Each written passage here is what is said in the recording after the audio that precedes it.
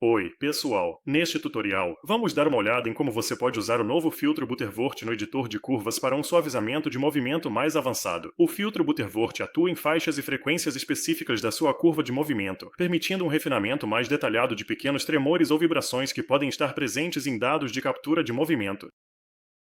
Para começar, precisamos abrir o editor de curvas e o painel de camadas de animação, que usam as teclas de atalho F11 e F12, respectivamente. Em seguida, você vai querer desbloquear a camada base de movimento para começar a editar seus dados de movimento originais. Depois de fazer isso, você verá todas as curvas com keyframes no editor de curvas para cada osso individual.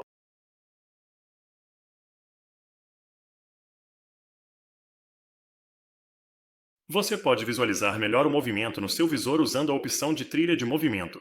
Se você abrir a ferramenta de edição da camada de movimento, poderá clicar com o botão direito em qualquer um dos ossos no visor para ver o caminho que esse osso percorre pelo ambiente 3D.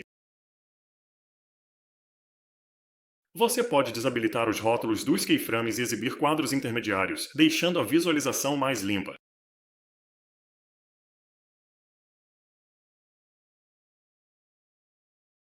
Se olharmos para os valores de posição do eixos e do osso do quadril no editor de curvas, você pode ver que há um movimento irregular e saltitante significativo na curva, que é exatamente o que queremos evitar aqui. Aperte a tecla F para enquadrar essa curva.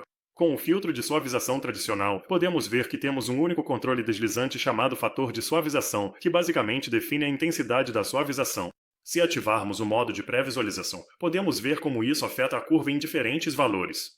Tanto os pequenos tremores quanto os picos grandes são suavizados de forma uniforme, o que elimina o movimento irregular do quadril, mas também reduz toda a energia do original devido à diminuição dos valores de mudança de posição. Além disso, ainda temos tremores em outras áreas. Vamos tentar a mesma coisa agora com o filtro Butterworth. Você vai perceber aqui que temos parâmetros de corte e taxa de amostragem que podemos ajustar. A taxa de amostragem é basicamente apenas a sua taxa de quadros de captura. No entanto, o valor de corte nos permite direcionar essas áreas com tremores marcadas com quadrados vermelhos. Um valor de corte mais alto basicamente minimiza o efeito do filtro Butterworth.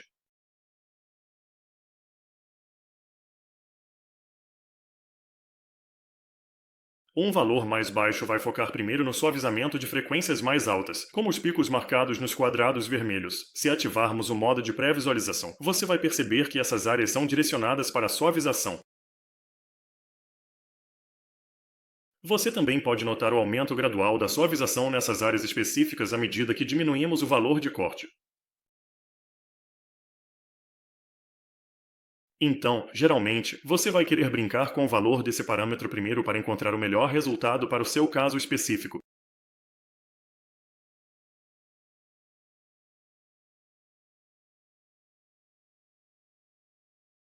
Se você selecionar uma região específica para suavizar, o controle deslizante de transição será habilitado.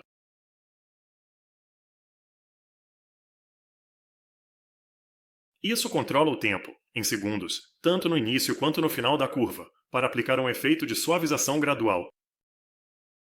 Se esse valor for muito baixo, você pode perceber distorções abruptas ou quebras na curva imediatamente antes ou depois do intervalo selecionado. A melhor prática aqui é simplesmente aumentar o valor da transição até encontrar um valor adequado que te dê o resultado desejado.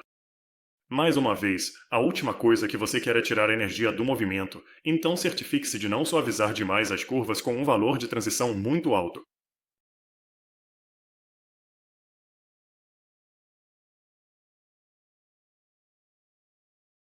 Por fim, vamos falar sobre alinhar a taxa de quadros e a taxa de amostragem. A taxa de amostragem padrão para o filtro Butterworth é de 60 quadros por segundo. Coincidentemente, nosso projeto também está configurado para uma taxa de quadros correspondente de 60 quadros por segundo. No entanto, se reduzirmos esse valor, podemos ver que o filtro faz o possível para manter o formato da curva enquanto ainda reduz o número de chaves. Essa é uma técnica comumente usada chamada otimização de curvas.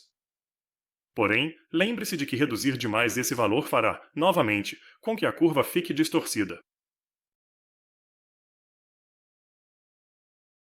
A opção em alinhar aos quadros faz com que cada chave se encaixe no quadro mais próximo.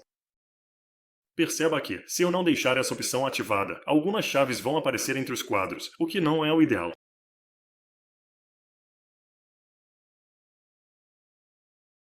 Geralmente, você vai querer deixar o alinhar aos quadros ativado, já que chaves que aparecem entre os quadros podem causar problemas no futuro, especialmente ao importar ou exportar para projetos com taxas de quadros diferentes. É isso para este vídeo, pessoal. Espero que esse filtro seja útil na sua jornada com Mockup e nos vemos no próximo.